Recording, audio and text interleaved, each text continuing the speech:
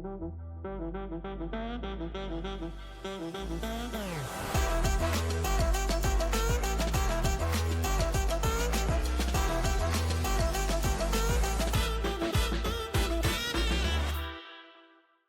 everyone, welcome to another episode of Bitcoin Banter. As usual, I've got Tony with me. We've got a special guest, Martin Kuchař, of BTC Prague on the show, and excited to have you here, Martin. Let's jump right into the news here, and we're going to get to one of your tweets in just a moment.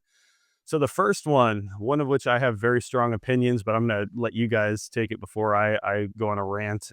Trump orders the creation of a U.S. sovereign wealth fund. Says it could buy TikTok with this sovereign wealth fund. So, Martin, I'm going to let you kick it off first because there are a lot of things going on in the Czech Republic right now that we're going to talk about. But what's your take as someone sort of external to the United States? Thoughts on the sovereign wealth fund? Ah, like to me, it sounds like that it's just another excuse to print more money, right? So, like, where are they going to fund this fund from? This is the first question. And if it comes from the printed money, why do they need a fund? Because they need an excuse. So, it seems and sounds a little stupid to me. Actually, we are not used to have such a funds in Europe at all. So, like, why? And in the article, there is even mentioned that they are like planning to fund highways and roads and things like that out of it. So, like, the question is again, like, why do they need a fund for it, right? This should be already set. So, I don't know. Seems like another populistic thing to me, to be honest. Like what I'm hearing from the politics at all Yeah. in general every time. So is this not this isn't something that's popular in Europe? This isn't something that like every European nation has? Not really. I haven't Okay. heard of, to be honest. Yeah, I think I read somewhere that Norway has one, but they're a very resource rich nation, and so they have a surplus, I think, in from all their resource extraction. Tony, I have a There's a differently there. yeah. Norway is a little bit out of Europe, actually. Of course, it like geographically it's a part of the Europe, of course, but they have oil and gas, and they are really sovereign, because they have those resources, so they are not that dependent on European Union. They have their own currency, so they are not so distracted with what happens with euro, etc. So for Norway, it makes perfect sense, but for other countries in the Europe which are so close to each other and so dependent, mm, doesn't make sense at all, I would say. Yeah, yeah. Tony, what's your take? I mean, I don't understand these things in too many details, but I think I agree with Martin that this is, just another excuse to steal funds or print money, which is also stealing funds from the general population and depleting your purchasing power. Like, where are they going to get the money to pay for all of this stuff? I mean, they're over $36 trillion in debt. Obviously, there is no money. So they have to get it from somewhere. So either they print it or they steal it via, some other venue in order to do this. I don't believe like government's role should be implicated in things like this. I mean, government's role should be no more than an administrative role. Just make sure the roads are fine, make sure there's proper healthcare for the people, make sure the country is safe. That's it. Like you have no business, expanding your tentacles into areas, that you have no business being in the first place, because clearly it's at the detriment of your own citizens. So I've got mixed feelings about this. I mean, I know some Bitcoiners are excited because maybe it involves, Bitcoin and they're only thinking about the number go up. But I mean, guys, you have to sort of like keep like think outside the box a little bit here and not be so myopic about just one specific thing here. Because less than 1% of Americans have Bitcoin. So if everybody's going to be happy because of that tiny percentage at the expense of everybody else, that's not a good movie to watch, because those scenarios don't generally end well at all. So I'd be very weary about my excitement over something like this, at least without knowing more facts.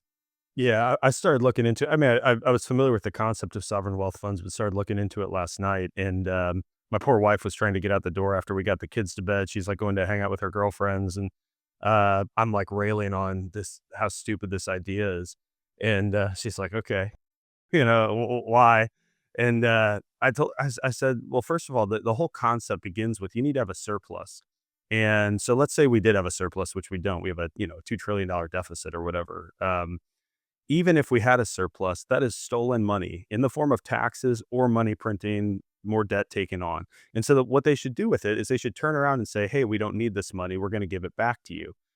Secondly, I have no interest in them buying TikTok. Like for that specific instance, sounds like a surveillance nightmare to me. Like everyone on TikTok now, the government owns 50 to 100% of TikTok or whatever. Really bad idea. But even if they were prudent with their investments, which they haven't proven to be with things like Social Security and other welfare programs. Um, it creates market distortions because the government can print or can either print money and drive up the price of assets that they choose to invest in. One of the examples, I should have shown the video, as President Trump was signing this. And by the way, I've been pretty complimentary of many things he's done so far, but he had one of his guys say a few words on it. The Treasury Secretary, who seems like a sharp guy, but haven't looked into him. And then there was someone else, and this guy said, for example, if we're going to buy 2 billion units of COVID vaccines, we should have a stake in those companies. I said, you shouldn't be buying 200 units of COVID vaccines. Let people decide if they want to purchase the COVID vaccine. And if they don't want to, then, but like you having upside to that is nothing more than insider trading. And they're doing it right in the open. Like this isn't like Nancy Pelosi and Elizabeth Warren getting rich and like we're wondering like what did they know and how did they know? It's like they know they're going to buy the Pfizer vaccine. They're going to invest in Pfizer and pump the price of that and make a ton of money, give the government way more power that we don't need them to have. And so I was just railing on this, and that's the sort of thing for those listening that my lovely wife has to put up with. But this is not something I'm excited about. So couldn't agree with either of you more. I just probably as an American and who is way less enamored by number go up, the number's going to go up. I don't need the government to pump my bags. Well, Yeah, well, I it's mean, what you frustrating. just said just highlights that there is no real judicial system in the United States. It's like a set of rules for a certain bunch of people and another completely different set of rules for everybody else. Otherwise, why would they like nonchalantly just do it publicly, not caring what happens or how it plays out if they don't know that there are no ramifications for them, right? That Yeah, fundamentally is what has to change. If you know a certain if you happen to belong to that VIP club and essentially you can do whatever you want because you know nothing's going to touch you afterwards, then you have no judicial system. You have like it's a joke what you have, and nobody should be putting up with this. If a law is not neutral across the board, it is not a law. It's yeah. complete rubbish. There are probably ways they could do it better than others. I still think that it's funded with stolen money. But like for example, anyone who lobbies, like the pharmaceutical industry, that removes them as a potential investment opportunity, right? Like small businesses only, startups, people trying to do innovative things. Like that would be better. It would still be wrong and create market distortions and be funded with stolen currency. But but the fact that the example he cites is funding big pharma companies for COVID jabs that they shouldn't have been purchasing, that the free market should have decided if they wanted. It's insanity. Yeah, I couldn't agree more. Okay, Martin, let's move on here because you had a tweet just a few days ago. So we talked in our last Bitcoin banter about the Czech central bank considering Bitcoin. I'd love your take on that, but you said it seems that our governor of the national bank really did his homework since the logo was projected in the National Bank building back in 2013. I've never I'm going to be in Prague for the first time this summer for BTC Prague, and my sense from a distance is that the Czech Republic is like the based, thoughtful, smart, resourceful country in Europe. I'd be curious to hear your perspective as someone who's watching this play out in your country in real time. Like, what's your take on this in general? And do you have, because it seems like they are maybe more educated on Bitcoin, do you have more hope that this could be a good thing for you? Yeah, man, I can't be more bullish on Czech Republic and not only on Bitcoin. And maybe Tony, I think that you weren't really right on the last episode. Like Czech koruna, okay, it sucks as any other currency, but compared to euro, at least we have our own national bank who sets some rules on our national level, which at least for me, seems to be much more reasonable than trying to set same rules to the whole Europe, which basically doesn't make any sense at all. That's So fair. yeah, and like I'm sorry for your breakfast, but next time, please, I gonna show you much more reasonable places. But like paying New York price for for eggs in Prague seems like really crazy. You were probably terribly scammed there, so I'm sorry, Tony. But no, just to get us all on the same page, like Czech Republic is a really great place because, you know, nobody really cares about Czech Republic. It sits in the middle of the Europe. It's a really great place to live because it's one of the last free country. As long as you behave and don't bother, you are really free to do whatever you like here in Czech Republic. And it's mostly because of our history. We were occupied by Russian army for 40 years. And when that was finally over back in 1989, Czechs really understood and valued the freedom. And that's probably the reason, or one of the strongest reasons, why Bitcoin is doing so great here in Czech Republic. Like it's a really like cultural history, it's heritage site for Bitcoin here in Prague or in Czech Republic in general, as like first hardware wallet, first mining pool, first Bitcoin ATM, whole seed phrase thing, basically all those origin from Czech Republic. First Bitcoin conference back in 2011. So it's just a natural escalation of things. And back to that tweet. This is actually funny story where it happened during BTC Prague 23, and I was having a steak with Peter Toh, Daniel Prince, Robert Breedlove, Adam Beck, and a few others in the old town in city center. While I received a message on the Telegram that the show gonna happen on the National Bank like in 15 minutes. So I told to everyone, hey, okay, we can stay here. We can have another wonderful steak, another bottle of wonderful wine. It was really enjoyable. Or we can go and see something like really special happening in the city center, but that would mean that we basically need to leave now. So I didn't allow even Adam Beck to finish his coffee after a wonderful dinner. We just paid and quit. We ran through the city center to see this happening on the national building.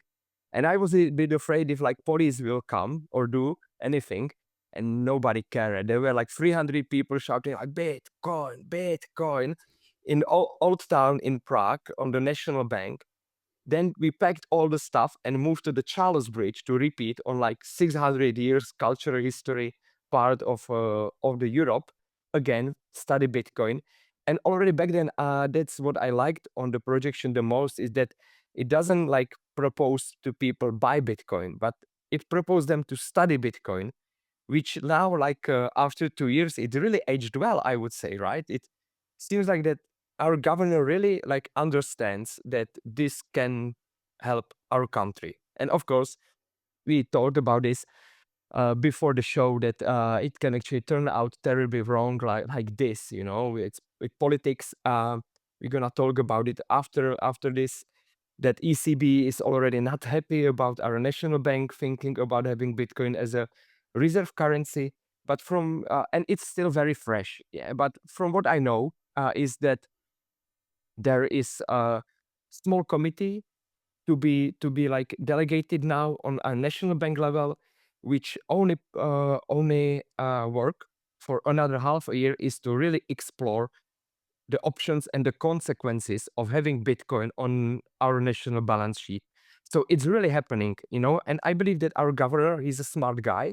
He's not really popular because he's a governor of our national bank, but he understands that it's a game theory. So the first country that basically gonna do this gonna benefit of it a lot, because they can set some basic set of rules which another country is gonna adapt there. And it's we need to understand that it's completely different than, for example, in Salvador, right? Salvador is run by Nayib Bukele, and what Nayib Bukele says, that basically happened. But here we still need to follow some regulatory framework, so it's not that easy. But if it happens, and Czech Republic gonna do a next step while marking Bitcoin history in Europe, it would be unprecedented, because like having Czech Republic as a first like this level of country having Bitcoin on balance sheet, even sooner than US, which is still not sure if it shall be Bitcoin or XRP, that would be really wonderful. And I would be again proud of our country and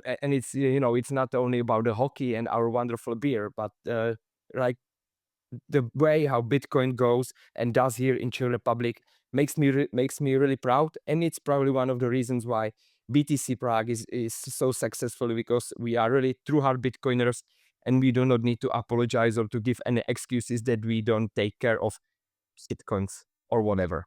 So Yeah. this is my take on it.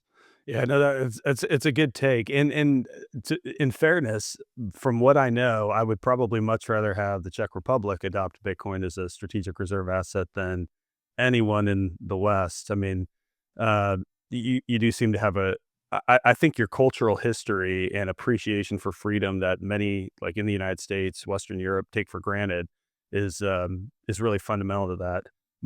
I think my concern in general with these strategic reserves is it may or does empower the state.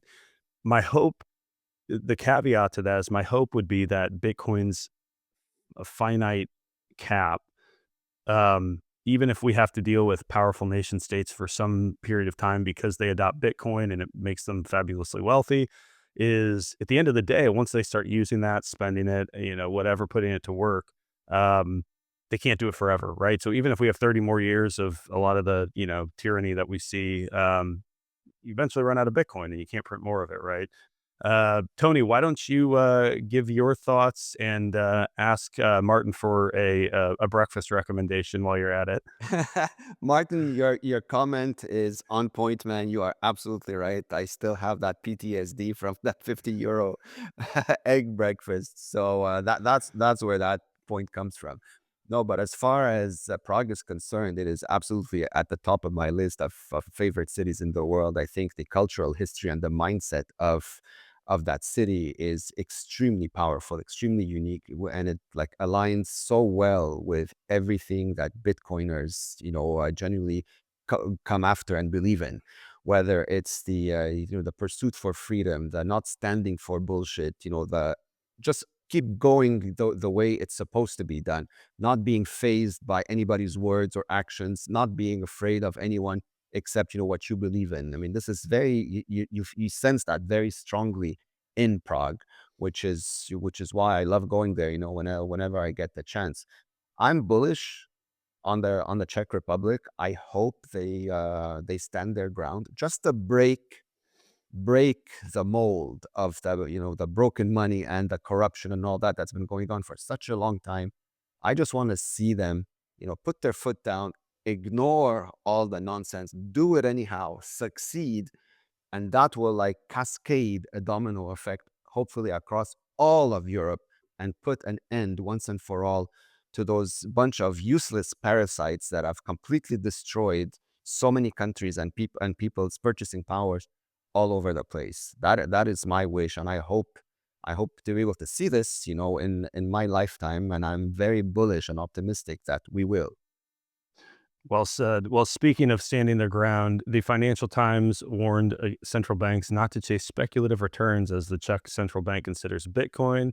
TFTC says the fear is setting in. So, Martin, I'm going to pass this one back to you because I want what I don't think Tony and I probably have much of a perspective on is like how much support they'd have for adopting Bitcoin. Is this an easy thing to do? Does the ECB pressure to not do that? Like you probably heard Christine Lagarde's comment that we talked about on our last banter. Is that like a showstopper? They're not going to do it because the ECB is pressuring them not to, or what do you know? That's a good question, and the answer, I hope it to be easier. But like in general, that article is just another example of how uneducated they are. Because our governor, he understands, and I believe that if it only would be his call, we already gonna have Bitcoin on our balance sheet. But he has a committee and he needs a votes. So that's what he is working on, and he's a patient one. So we understand that if he does it in the right way, it's simply gonna happen, because it's not about speculative incomes. That's about saving the country actually, and he's not thinking about like becoming rich quickly. He understands that we need Bitcoin not to get poor in long term period. So Like if anybody says that do not speculate on Bitcoin, it's not a speculation. It's basically like solving the problem that money is not the way of storing. It doesn't serve the store value anymore. It's not about the transaction. It's just how can we store the value in time, and how can we just get rid of this rat race, which is not possible to win. It's like a dead spiral. So and yeah, and I saw the comments. Of course, even our prime minister says, and which is actually super absurd, because he said that Czech National Bank should not be should not speculate with monetary instruments, and that our national bank should have asked him first, which is kind of absurd, because 2 weeks ago he officially announced that national bank is separate institution which is not tightened by prime minister in any way. So well, what's true there, we all know, right? So it's gonna take time, maybe to close it on the positive note. It's gonna take time. It will happen sooner or later. I'm not sure if it's Czech Republic, US, or any other country, but I'm optimistic, and I believe that I'm a fan of politics. It can actually cause a harm to Bitcoin too, I would say. But like in general, if this saves the country, like come on, like there's no probably. I don't see any other way. Otherwise, like inflation and all that stuff basically kills all of our savings. Yeah. It was Martin, it's like I told you offline, for all of my reservations about central banks or governments adopting Bitcoin, the one thing I will say is we have elected these officials or they've been appointed to act as public servants. The right thing for them to do is to adopt Bitcoin. Like morally, ethically, to do their job, they should be adopting Bitcoin. My personal desire for them to not adopt Bitcoin has a lot more to do with their power. But if they do adopt Bitcoin, they're doing their job. So I will say that. Tony, is there any follow up comment you wanted to provide to that? No, I'm smiling at the comment that you made when you're expecting a politician to do his job. You know? Yeah, That's exactly. that's like a contradiction in and of itself, right? It's I think it's looking like it could in the Czech Republic. It's looking like it actually could happen. yes, yes. I mean, Yeah. every once in a while, there comes about like a hero, so to speak, someone with an actual, moral conscience, that wants to do the right thing. The problem with all these other parasites is that they've been leeching for so many decades, and the corruption is so deep and entrenched, it's just become normalized in their everyday life. So while they may not understand Bitcoin the way like we do, they do understand that it's a threat that's going to completely obliterate them and put them out of business once and for all. And that's the part that they don't like, right? So they do whatever they have to do in order either to FUD it out, to keep people away from it out of fear, or whatever other, meaningless ways that and attempts that they deploy. But at the end of the day, people are getting poorer. Your purchasing power is being depleted in real time. So at some point, something's going to give. So either you adopt something that's going to put an end to financial misery, or it's going to happen anyhow, perhaps via a means that you don't want. I'm hoping it happens peacefully, but nobody has a crystal ball. So I keep my optimism, on the peaceful side of things, but I'm expecting anything. I think that's a good position to take. Alrighty. On to a fun and interesting one. So, Plate Hodl asked, "Is this the decoupling?" So BTC USD and BTC for the Canadian dollar, the exchange, it's gone. So Bitcoin has appreciated at the same time that the Nasdaq and several indexes are on the downturn. Now, the gain and the drawbacks are not massive, but I think this is an interesting concept and a question that a lot of people are asking right now. Is this the cycle where we begin to see Bitcoin, because uh, ETFs, because of adoption by institutions, central banks talking about custodying?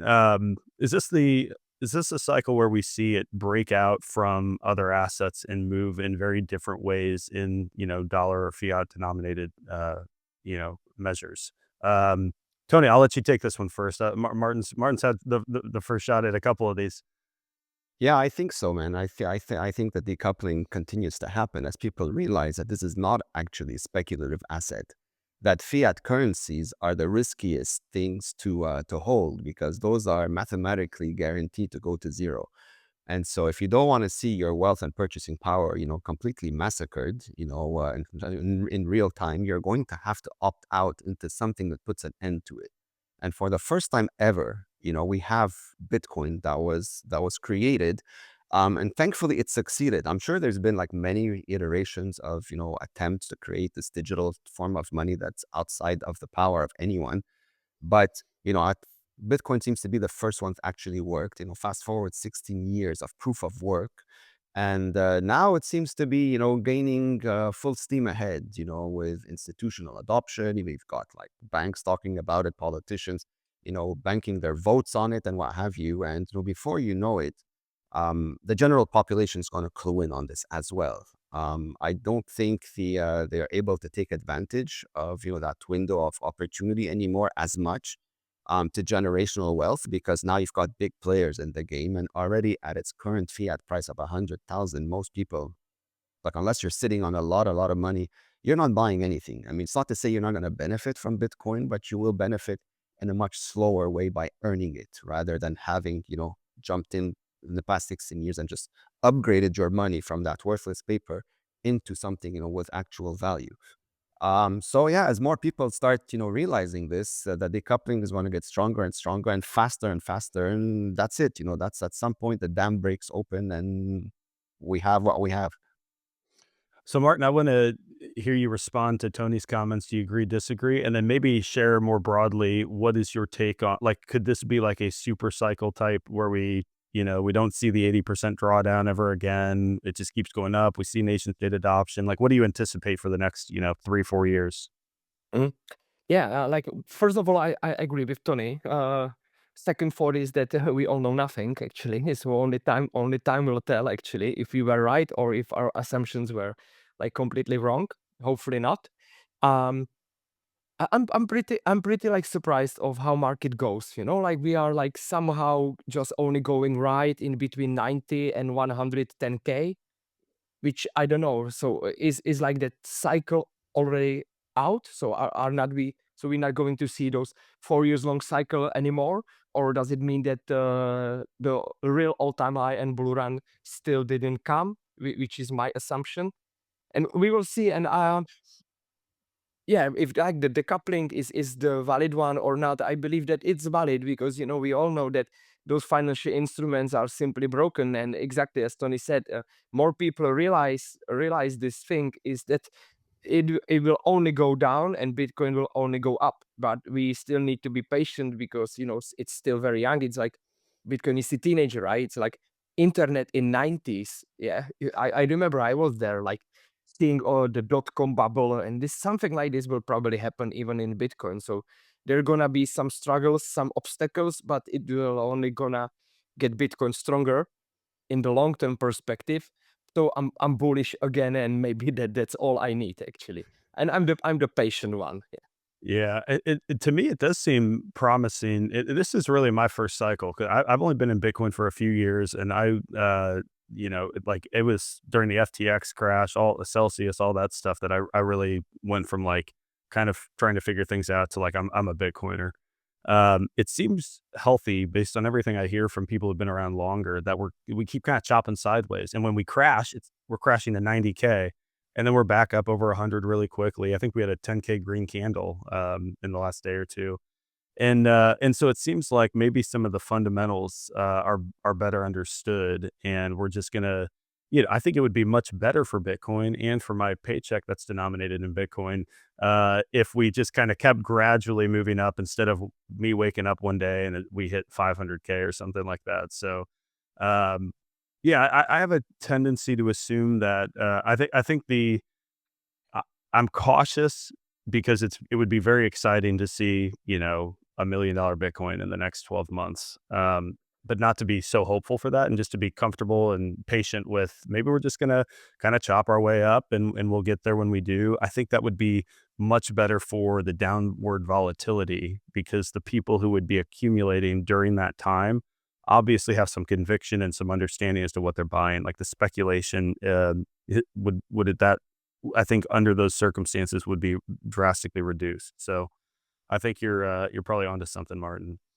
Alrighty, Yeah, last one. maybe Oh I yeah, I go on. will only add that like with ETFs and institutions coming into the game, and even nations if gonna come into game, it's gonna change to Bitcoin a lot, because those savings are not short term, they are long term. So they will lower volatility a lot and make Bitcoin really stronger. So just to add this, yeah. Yeah, you're right. If the central bank of the Czech Republic were to adopt Bitcoin, they're not trading and selling. Like they're gonna hold it and sit on it the way we do gold. So Exactly. yeah, no, I think that makes a lot of sense. Alrighty, last one. This was a new story to me, so I haven't gotten to dig deep into this. This is actually from like a week ago. But the Nasdaq proposes in-kind redemption to improve BTC or Bitcoin ETF efficiency. And so let me see if I. So the in-kind creation and redemption would enable institutional investors and authorized participants to trade directly shares of the Bitcoin Trust for Bitcoin rather than in cash. And so this is something I think we saw. I think it was the Hong Kong Stock Exchange when they introduced ETFs. It was an Mhm. in-kind redemption.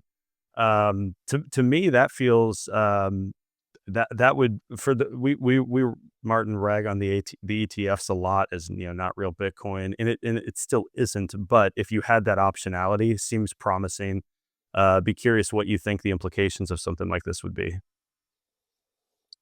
Like ETFs, okay, it's not Bitcoin, but if it serves if this serves the purpose of like pushing people to understand Bitcoin and maybe becoming Bitcoiners sooner or later, I'm okay, right? Uh, we are not in early majority phase anymore, or not, or early adoption phase. We are in early majority, like really getting to the crossing the chasm point sooner or later, which means that different people with different intentions and motivations will come to the Bitcoin. So we're gonna need like different tools which will help them to solve their use cases or life situations and intentions. And if it's ETF, which helps them to become a Bitcoiner, why not? Like, of course, they should understand the risk and the downside of like having paper Bitcoin instead of true Bitcoin in the self custody. But this will become more and more normalized when the Bitcoin adoption gonna grow. So I'm like I'm okay. Of Yeah, course, I'm a cypherpunk. I prefer self-sovereign way of holding bitcoins. But like, come on, like I cannot imagine, for example, my grandmother or grandparents just doing it this way. On the other hand, if I will realize that they were buying Bitcoin as an ETF and helping to solve their problems while getting to the retirement, like, isn't it great? Yeah. yeah. I think that's something we at the Bitcoin Way, or at least on these banter episodes, probably underappreciate at times. Is and you've also got like pensions. You've got a lot of institutional investors who are at times operating on behalf of someone. Retirement accounts for individuals where they are less flexible in what they can do, and to have some of the exposure to Bitcoin can be useful. I obviously completely agree. I think it's bullish for Bitcoin price. I think it does. The traditionally ETFs have done less for self sovereignty, which we just believe Bitcoin is freedom money. But yeah, I think if you're looking at your portfolio and 80% of your returns came from this Bitcoin ETF that you have, you're going to be curious. Like That's the point. Yeah. why did this happen? And hopefully that leads people down the path that you described to greater real Bitcoin adoption. Tony, why don't you take a stab at this one? This is big news, man. This is a lot bigger than most people realize. We spoke about this last year when Hong Kong announced its ETFs, but the main distinction with them was the in-kind redemption. What that means is that, if you wanted to withdraw from the ETF, you didn't have to withdraw it in local fiat like you did in the US.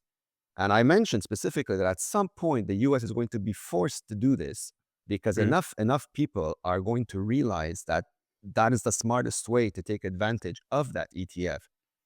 What the ETF did was brought a lot of attention from folks with a lot of money that wouldn't necessarily have focused on Bitcoin if it wasn't for the ETF. So it's sort of like their gateway to get their feet wet into it. But like you said, at least some of them are going to be very curious as to how they're making all this money, like out there, they're generating all this profit. And once they realize that they can actually withdraw it in the asset itself, that's a massive game changer, man, considering the finite supply. But more importantly, this puts pressure on on Coinbase, where the ETFs are being held, right? So if Coinbase was actively participating in funny money with Bitcoin, the proof of reserves now, they're forced to do it. So they have to prove that they have all the Bitcoin that the ETFs are buying. Otherwise, you have another FTX, about to take place here. This is why they said they needed 12 hours. But in my head, that's a red flag. Like, why would you need 12 hours to give someone their Bitcoin if you supposedly have it? You need what? 10 seconds, 12 seconds, 10 minutes at best. So 12 hours, it's better than nothing. But, it should, raise a few question marks for those that are paying attention, because a lot of people have been saying in the past that we don't believe that Coinbase may necessarily have all the Bitcoin that it claims it does. And if that's the case, that is a massive problem about to go boom, should that, be proven.